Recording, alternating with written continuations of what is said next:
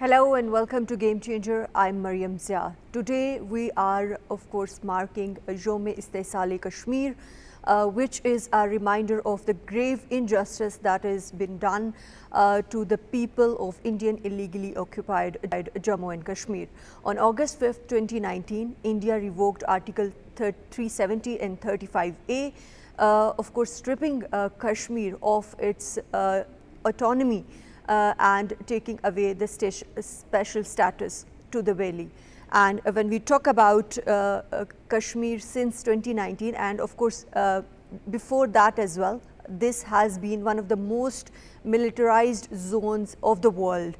And when we talk about a Kashmir issue, after the recent Pahalgam attack earlier this year and the rising tensions between Pakistan and India, Kashmir issue has already and has come again on international stage, and the world is talking about it now as a conflict zone, as Pakistan has already been raising voice on international forums, but now is the time that world needs to listen, that this is the nuclear flashpoint when we talk about South Asia.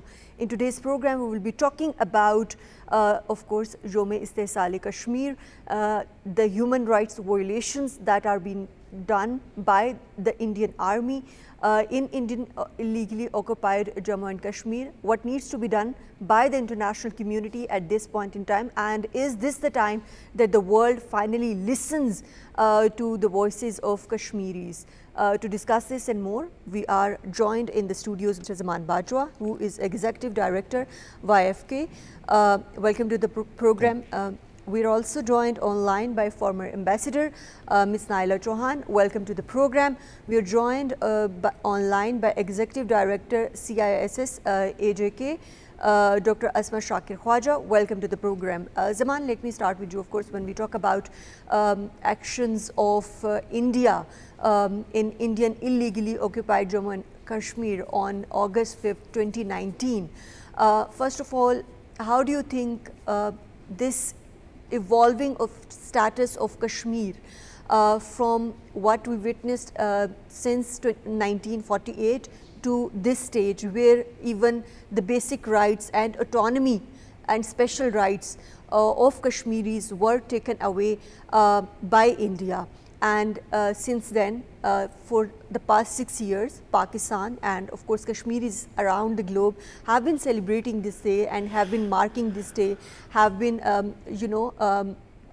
protesting against this unilateral action of India regarding a revocation of these articles. How do you see what needs to be done differently as we enter this 7th year, as we mark 7th year of Yom-e-Istisal Kashmir? Thanks for inviting me on your show. First, we have to see why India did that. From last 75 years, more than 75 years, India was trying to occupy and force the people by different occupational ways, but the resilience of the people of Indian occupied Jammu and Kashmir, they didn't accepted Indian occupation. So that's why in 2019 India decided to just revoke the Article 370 and 35A. What was the motive behind that? Because there was an international pressure on India regarding the plebiscite, different reports or regarding the Kashmir, the human rights violations were on the UN in 2018 and 2019. Now India think that why not to disturb the demography of Indian occupied Kashmir. And one day, if under the pressure of international community, there will be a plebiscite, so the demography can help them. So that's why they just revoked the Article 370 and 35A, and they are issuing hundreds and thousands of the domicile to the non-Kashmiris just to disturb the demography of Indian occupied Kashmir, and the plebiscite results in the favor if someday it happens. But salute to the resilience of the people of Indian occupied Jammu and Kashmir. They didn't accepted this thing, and Pakistan is raising the voice regarding the rights of the Indian people of Indian occupied Jammu and Kashmir in this regard. So you talk about the how we can bring something different to show the Indians things, illegal acts in Indian occupied Kashmir. Though the situation is very different after the this 4-day war, Banana Marsoom, Marka Haq, we fought it with very bravely, and not on the battlefield but on the diplomatic core as well. So India doing all these acts illegally. Now world is listening us. We have to play smartly. We have to just show with the people, international community, regarding what is happening. Actually right now we have to focus on the humanitarian aspects, human stories which are happening, and people are disturbing because of this conflict.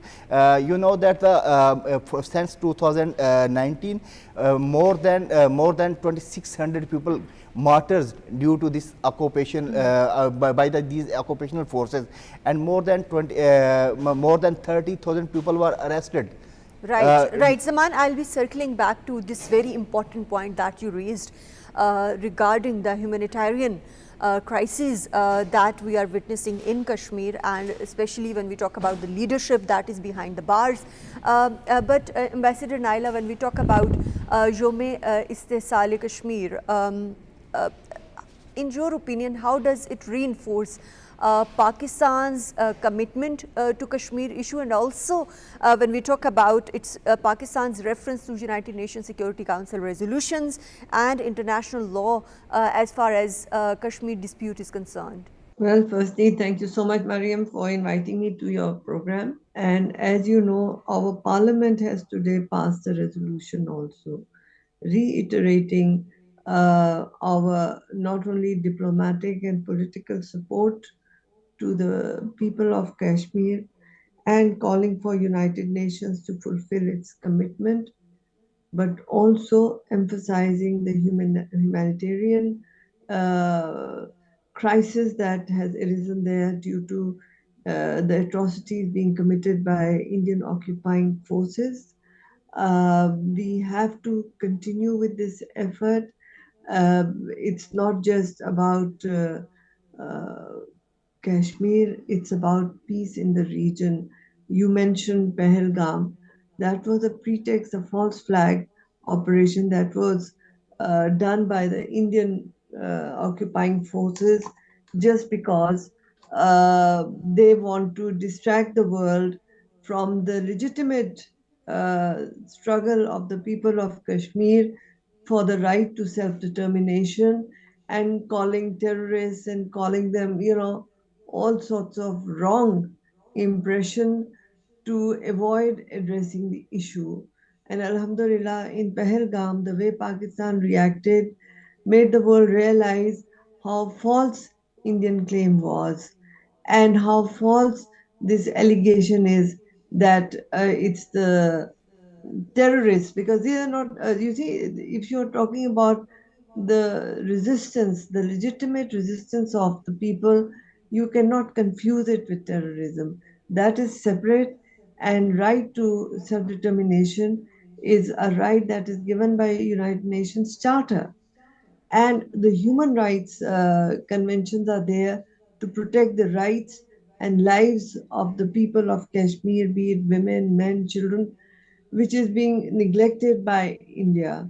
So, at this juncture of our history, it is very important that we have programs like yours to create that awareness, and the government of Pakistan at highest level is making this statement. And currently Pakistan is president of the UN Security Council, so there too we are raising this issue that it is one of the oldest agenda items on the UN Security Council. Palestine Right. and Kashmir need addressing. Rightly said, Ambassador Naela, that we have to convert and leverage this momentum after India-Pakistan recent conflict into something that is tangible and implementable. Coming to you, Dr. Asma, since Ambassador Naela alluded to the recent April 26, 2025 Pahalgam attack, And when we look at it, of course, we know that it was a false flag operation by India in Indian illegally occupied Jammu and Kashmir. And it also shattered the concept of normalcy in Indian illegally occupied Jammu and Kashmir that was being shown, or that narrative which was being built by India to the world and was being sold by India to the world. In your opinion, what lessons does it hold for the regional security and also the role for global responsibility? Okay, so first and foremost lesson, Pahalgam incident false flag operation has taught us that is that it is the right time is right to transition from crisis management to conflict resolution of Kashmir conflict, because Modi tried to portray an image for last 6 years since the revocation of Article 370, that everything is normal in Indian occupied Jammu and Kashmir.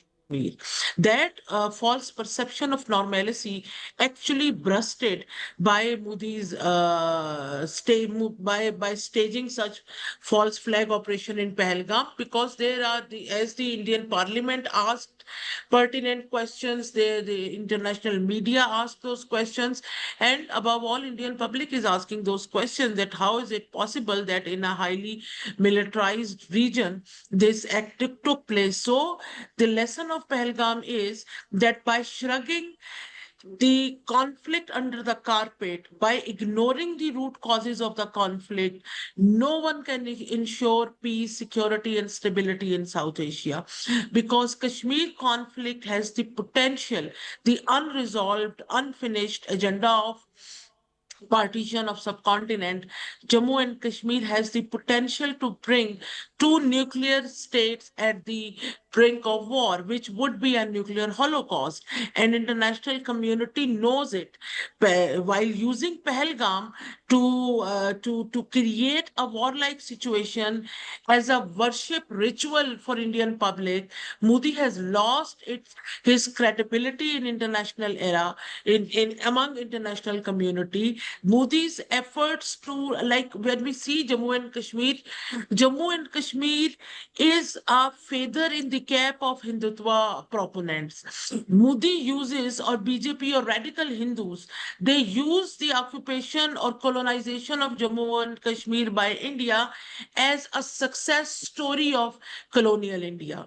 Modi, as we see that in National Security Advisor of India a few days, last few weeks back, while talking to students at a university, stated that in Pahalgam or through Operation Sindoor, we avenged our ancestors. What sort of playbook Modi is using? That playbook is laden with religious idioms, mythological storytelling, and storytelling from in Hindu Vedas, where Kashmir, and that is the reason that last year Modi regime even intended to change the name of Kashmir and was replacing it with the Hindu or Sanskrit name given in Hindu Vedas. What sort of politics is this? Modi regime should know that they cannot, whatever India is facing at international forums nowadays, Modi need to learn that they cannot survive in modern day world by using those ancient slangs and lingo. So Modi needs to understand that occupation of Jammu and Kashmir, Modi-led state terrorism in Jammu and Kashmir cannot, will not bring any good for the region. And even after the 6 years of the revocation, Kashmir international community more than ever has realized that it is the right time to resolve the Kashmir conflict. No one, no state in the world stood by India after Pahalgam, supporting or openly encouraging Modi to lower the nuclear threshold in the region and launch any sort of assault or strikes against Pakistan. So this is what the reality beyond the perceptional eye blinds which exist at international level, and Modi needs to know that Kashmir issue can only be addressed, things can only be normalized in Jammu and Kashmir when the right to self determination, basic right to the indigenous community of Kashmir would be given to them. No other tactics such as diluting their communal identity, diluting Kashmiriyat, diluting the intensity of the conflict, using images as reality would not replace the reality. And Pahalgam incident has brought back the reality, the real picture of Jammu and Kashmir under Modi. As I always say, that international community needs to ask right questions to Modi regime. For example, if as promised, the Kashmiris are not given the ballots to express democratically their willingness about their future, their right to exercise their right to self determination, the plebiscite. If Kashmiris are not given ballots, then what other option they have? What option international community provides them to exercise their democratic right to self determination? None, nil, nothing. So no one can raise fingers on Kashmiris when they use other tactics to draw the attention of international community, to make them realize that Kashmiris do Rightly exist. pointed out, Dr. Asma, and I'll be circling back to you. But let me bring in Zaman into discussion. Zaman, like we earlier discussed about human rights violations, and Dr. Asma also very rightly pointed out about the right questions being asked and the need for right questions being asked by the international community. And when it comes to the right questions, of course, the right to self-determination is the basic right of Kashmiris. And with Kashmiri leadership behind the bars, what kind of narrative do you think Pakistan needs to build, especially when there is momentum at this point in time regarding the Kashmir issue? We are witnessing, of course, positive statements, not only from United Nations General Assembly, but also from US President Trump and EU as well. So with all this momentum, how can we leverage it into something that is practical in terms of release of the leadership, Kashmiri leadership?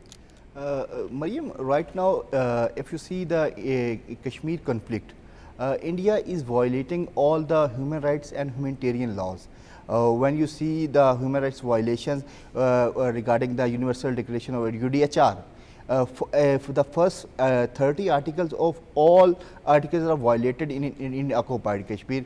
It includes the freedom of assembly, freedom of speech, freedom to say to observe their religion. So right now we have to we have to bring world community regarding this, and we have to there is a Kashmir contact group regarding this. We have to just reach the people in OIC countries, as well as now Trump is very active on Pakistan and India relation, and many times he told that they just the ceasefire between Pakistan and India happened because of the Trump. So we have to engage American administration regarding the Kashmir conflict, because as Dr. Asma Khuwaja said that it's linked to the regional peace. Pakistan and India both are the nuclear powers. If the Kashmir issue can't be resolved, then we can see like a situation like war-like situation back on this Kashmir conflict. So we have to present all the humanitarian aspects of the Kashmir conflict, because there is a culture things which are happening. India is disturbing the culture and the peace and everything which is related to the all this normal world. So we have to present the Kashmir legal case in the world community. We have to bring the humanitarian stories regarding the Kashmir conflict and for the general public. So according these steps, we can progress on this Kashmir conflict issue. Right, rightly pointed out. And when we talk about Ambassador Naela, right, and Zaman, when we talk about, of course, this momentum that is needed, of course, we know that there is complete blackout of social media in Indian illegally occupied Jammu and Kashmir. So how do we make sure that the stories from ground zero actually reach the world? Although there are international reports from observer groups that are telling the stories of those Kashmiris, but still there is a huge gap in. What's your take on that? Uh, when there was there is a curfew like situation in Kashmir at the time of revocation of Article 370 and 35 in 2019, the brave Kashmiri journalists bring all these stories in front of the international media. Now basically it's a responsibility of us, we the journalists, we the Pakistani youth and the Pakistani government, to bring all these stories in front of the world. We can make documentaries regarding that. We can make research regarding that, and these stories can be bring through the social media, through the publications. So mainly. Kashmiris are showing their resilience. They are not accepting the Indian occupation, and they are trying to bring their own stories, and they are very good storytellers. They are telling the world. Now we have to help them regarding the publication, regarding the outreach of their voices in front of the world community. Right, right. And Pakistan has always stood with their Kashmiris brothers and sisters. Ambassador Naela, when we talk about diplomatic front and Pakistan's diplomatic efforts, let's talk about those, especially post Marka Haq situation and the US brokered ceasefire between Pakistan and India. How do you think Pakistan can build momentum with like-minded states to pursue Kashmir's plebiscite as demanded by UNSCR 47? Maryam, basically, Pakistan has built a momentum on this. As you may recall, recently our Deputy Prime Minister, Foreign Minister, was in New York, and while addressing the UN Security Council, he raised this issue. Then a separate meeting with contact group of OIC was also organized between the Deputy Prime Minister and the representatives of the OIC member countries. So we are keeping the momentum. We are keeping the world aware of it. And I think the earlier speaker has very rightly pointed out that the Kashmiri journalists have to do a lot of, media campaigning. I know that it's very difficult for them to operate in Indian occupied Kashmir, but those who are abroad, a lot of Kashmiri journalists are also in UK and other parts of the world. They can highlight the Indian state sponsored terrorism in their land, how they have occupied, the true stories of the Kashmiri people, the Kashmiri women, the Kashmiri children. That has to be brought to the fore. But diplomatically, yes, we are giving them full diplomatic support, and there's not a moment which we miss on this. Right. And Ambassador Naila, how can Pakistan convert UN mandates, or do you think is there a possibility for Pakistan to convert UN mandates to leverage at the ICJ or UNHCR? Well, UNHCR is a sub body of UN, and UN resolutions are already there. International Court of Justice is also a part, an arm of UN. So when UN Security Council decides that this needs to be taken to that, it can be done. But at this moment, we are just highlighting how India is trying to play. I mean, this whole false flag in Pahalgam, before that, Pulwama, they have been constantly doing this, activity. For them, it has become a desperate issue right now because, as you may recall, 2025 is the centennial of RSS, which is the militant arm of BJP. So, to 100 years. celebrate their centennial, they are committing so many atrocities, and they're calling themselves Vishnu Guru. And like Dr. Khuwaja was talking about, taking out Vedic and mythical concepts to justify what they are doing, that also needs to be exposed. Of course, that needs to be exposed. And Dr. Asma, in your point, how does this instability in Kashmir impacts, or what implication does it have for the broader security of South Asia, especially when we talk about multilateral forums like SCO, and also connectivity initiatives and projects like BRI, CPAC? We have seen that SARC is the most useless organization of the world. South Asia is the least connected region of the world. Why? Because of the illegal Indian occupation of Jammu and Kashmir. So, the peaceful conflict resolution application of UN resolution on Jammu and Kashmir would bring this required stability, peace, and sustainable economic development to the region as well. And as you yourself mentioned about BRI and all those things, we have seen India as a revisionist power. We have seen India as a state which is afraid of the fact that the smaller state of South Asia should not gain financial strength, economic stability, or any status of in international politics. Why? Because when we see India's policies for last 76, 7, 8 years, they revolve around a strategy or posturing which is status driven strategy. That strategy is based or revolves around to seek elite status for India in international politics or in regional politics. And that Brahmanism, which is there in Hindu culture and Vedas, that is being reflected in their policies. And that is why the other South Asian states, which they consider as the against the strategic unity of South Asia, they consider those states as Shudras. And that is why India doesn't want them to stand tall and stable in international politics. So any regional organization having India is an impediment, India is a spoiler in the success or effective functioning of any regional organization in this regard. That is why the South Asian states are trying to look beyond India for any regional successful regional organization, whether it is SCO or other organization or BRI.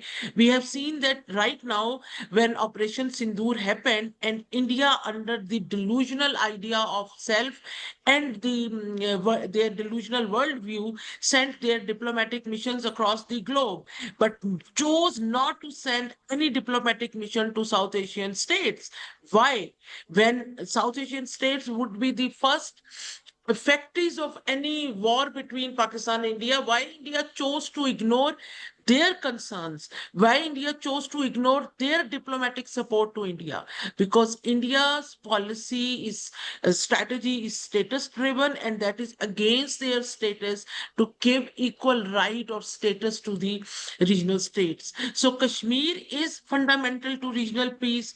Kashmir, see, whenever any crisis occurs in Kashmir, whenever India always conduct a false flag operation in Kashmir to dehumanize Kashmir conflict, to dehumanize the pain and misery of Kashmiris, and then stage a warlike situation against Pakistan. But here the question is that in the presence of critical technologies, and as writers rightly pointed out, India's disinformation or bad intelligence, how international community views this region, what are the possibility, what are the possibilities that Pakistan's rationality, critical thinking, and rational choice calculation would always save the region from a nuclear holocaust? Because right now, for last at least several years, we have seen that whether it was the misfire of the nuclear capable missile BrahMos in 2022 or any other escalation carried out or staged by India, only Pakistan's rationality and maturity and quick response and decision making worked in favor of peace in this region. So, onus of responsibility is practically Pakistan performed the required duty as a responsible state actor. And India, meanwhile, always acted as an irresponsible state actor. And that is why right now India is facing all those diplomatic humiliations across the globe, because Modi regime has proved that world cannot rely them with a nuclear push button. World cannot expect any mature and responsible state behavior from India because of several incidents happened during past few years. So all this policy posturing to appease the Hindutva vote bank at home on domestic front is not paying back well to Modi regime in international diplomatic landscape and foreign policy realm. Before that, India was very proudly telling or propagating to the domestic Hindu vote bank that look at India's foreign policy posturing. It is very arrogant. We are very rude. We don't listen to any other country. We are exercising strategic autonomy. But where is the strategic autonomy right now? Strategic autonomy was again a false flag operation by Modi regime, just like their policy of neutrality during Cold War. So I think that now in the presence of different trends and modern technology, Modi need to rewrite or at least change its storytelling skills. And otherwise, right now, Kashmir is should be on the top of the agenda of UNO for resolution. One thing I would like especially to mention that Pahalgam Operation False Flag Operation, Operation Sindoor, Markai Haq, Marianul Marsus, they have humanized the Kashmir conflict, which India very diligently focused on dehumanizing the miseries and conflict of Kashmir. And So, now, despite many disputes and conflicts around the world, in Middle East, in Ukraine, the world is still focused on the Kashmir issue and post this India-Pakistan conflict and Markai Haq. Let me take Ambassador Naela's viewpoint on this. Ambassador Naela, like Dr. Asma rightly pointed out many points in this regard when we talk about South Asia's security and how Pakistan has emerged as the net security stabilizer in the region.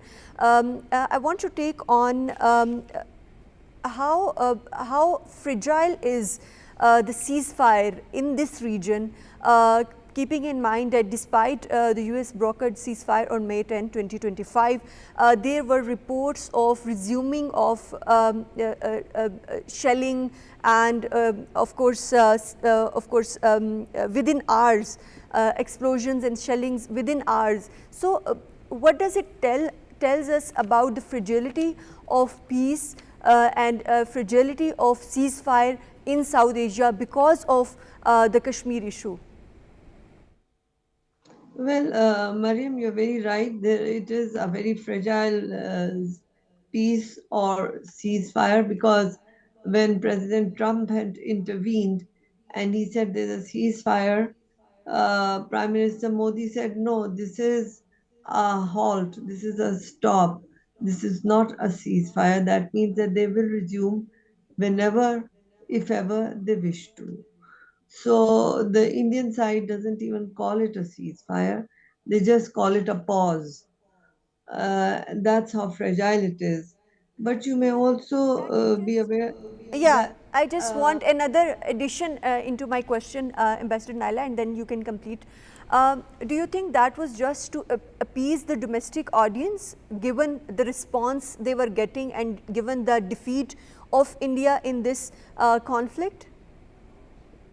definitely, because I said this is centennial. They wanted to have a big thing, but it backfired. Pahalgam fell on their face, so they could not accept, and they could not accept that they are the ones who are looking for ceasefire because they've been beaten.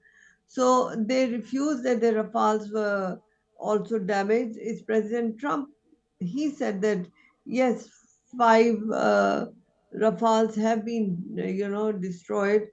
But India has yet not come to terms with the reality of the damage the Modi government has incurred due to its false flag operation.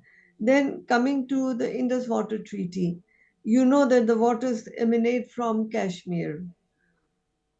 So this also is related to Kashmir issue, and they decided to unilaterally hold a treaty in abeyance when there is no clause in the treaty, which is not bilateral, it's trilateral, that India illegally, held it in abeyance, and now there's a decision against Indian action that this is in violation of international law. And now, when China decided to build dams on Brahmaputra River emanating from Tibet, then India started protesting that, oh, weaponizing water. But what were they doing with us? So there's a hypocrisy and a double standard there. So now I think China, Pakistan, Bangladesh are thinking of reviving SARC in a new way in which China also may become a member.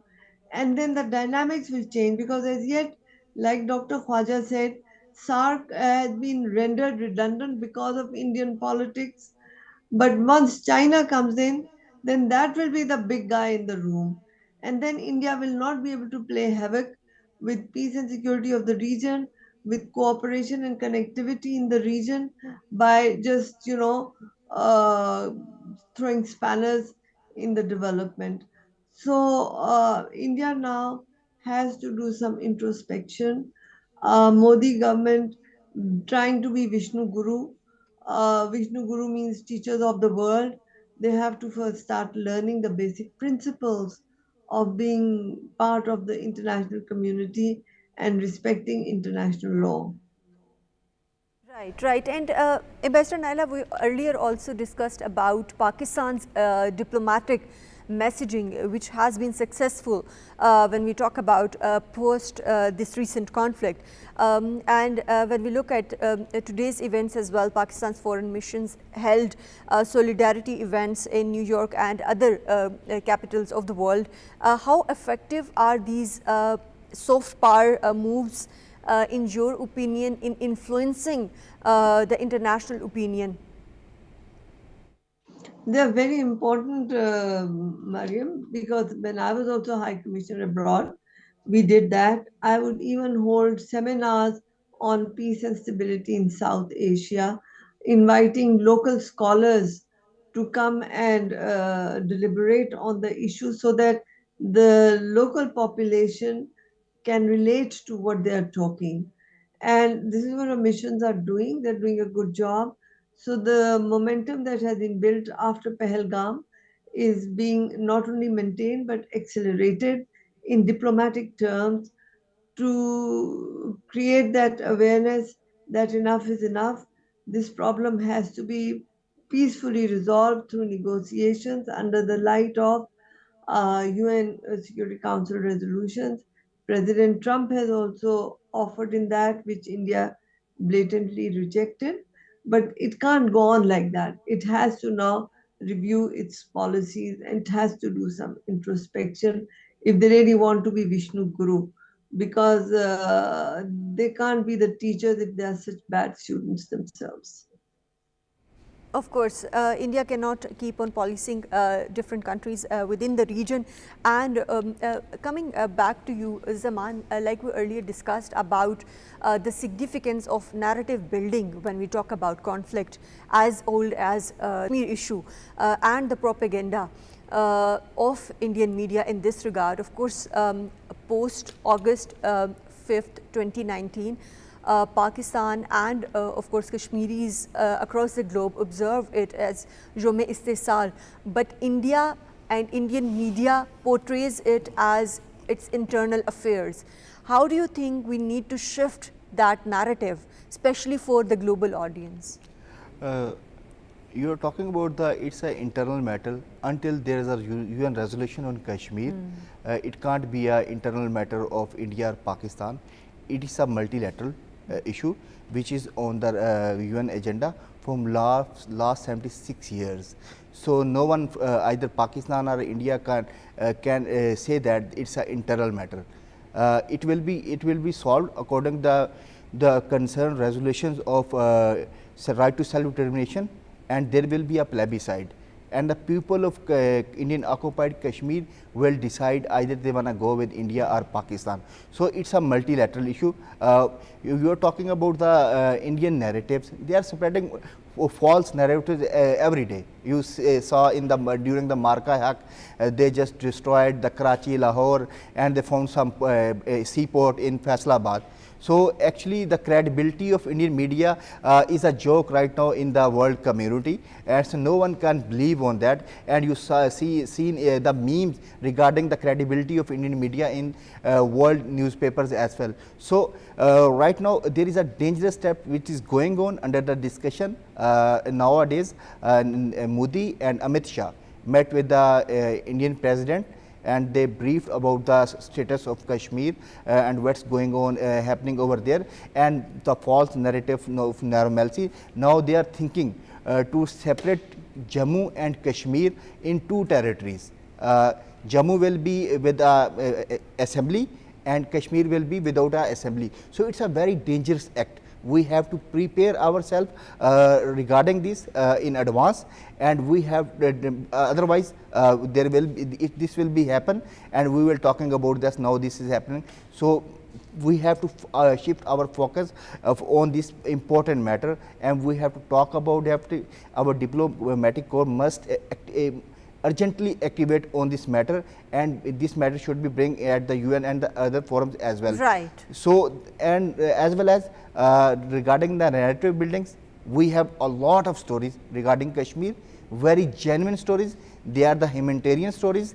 They are the stories regarding the ecology, how this conflict is actually damaging the ecology of sensitive area on the name of Anantnath Yatra.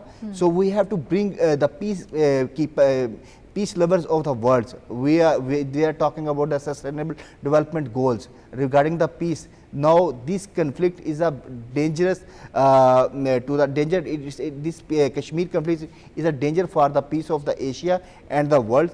So on these steps, the Kashmir conflict and advocacy regarding that can be multivised. So we can separate its reach towards the international community as well. Right, right. And as we are coming to the conclusion of the show, Ambassador Naela, I want your take on and your concluding remarks on what steps should Pakistan be taking at this point in time, and with this momentum where international eyes are on not only on South Asia but on Kashmir issue as well after a long time. What steps are needed by Pakistan at international forums, especially to convert this issue not as and to present this issue not as a political and humanitarian issue but as a legal crisis? Well, Maryam, Pakistan is already doing a lot. As I mentioned before, your Deputy Prime Minister has been very active in this field. We are connecting with other regional countries to export India's nefarious designs. We are highlighting the false flag they created. And now the world has accepted that Indian narrative was false. Their media has been what they call Godi media, telling false stories. So India is being exposed, but Pakistan, firstly, we have to take the Indus Water Treaty to International Court of Justice, because earlier on, if you look at the treaty, the peaceful resolution of the dispute is through arbitration. So International Court of Arbitration should decide on India's claim, and already India's claim has been negated by World Bank. But if they still have an issue, I think we should go to the International Court of Arbitration. and we should continue with Already issued, the yes, UN Security International Court of Council. Arbitration has already issued a supplementary, of course, ruling on this issue in favor of Pakistan. Of course, India has not accepted it so far. Moving on to you, Dr. Asma, since we are running out of time, your last comments on what needs to be done since we are observing and entering the 7th year of illegal revocation of Article 370 and 35A by India. What needs to be done by Pakistan and by international community at this point in time to convert Kashmir issue and Kashmir dispute into an international justice movement, not just a national narrative for Pakistan? As we all know that Pakistan is the advocate of Kashmir conflict and Kashmiris at international forums. So Pakistan, what already doing enough, but what else we can do? Well, number one, we need to work on to build a legal case on rights of indigenous communities, because whatever Modi is doing, that is an attack on Kashmiriyat, humanity and democracy. So we need to build our case on violation of these three basic rights of indigenous community, Kashmiri community living in illegally occupied Jammu and Kashmir. Number two, Pakistan can focus more on humanizing the Kashmir conflict, because Modi is focused on dehumanizing it. So whenever we talk about Kashmiri, we need the world to realize that it is about a father, a son, a mother, a whole family which is being tarnished, which is being destroyed by violence wrongly committed against them by occupying Indian forces. We need to tell the world that the third to fourth generation of Kashmiris are living under the shadows of gun by illegally occupying Indian forces, and world needs to address it. And then most important is world need to realize that crisis management is not a solution. De-escalation ladder would not always be working. So in order to ensure sustainable peace and security, world need to take actions, prompt, immediate, calculated actions to ensure peaceful conflict resolution of Kashmir conflict as per the will and wishes of Kashmiri people. Thank you. And this is the high time, thank you very much. This is the high time that the world needs to listen to the voices of Kashmiris, and it is high time that this nuclear flashpoint, that is Kashmir, be addressed. I thank all three of my panelists for joining us in today's discussion and for their valuable inputs. That's all from Game Changer tonight. Take care. Allah Hafiz.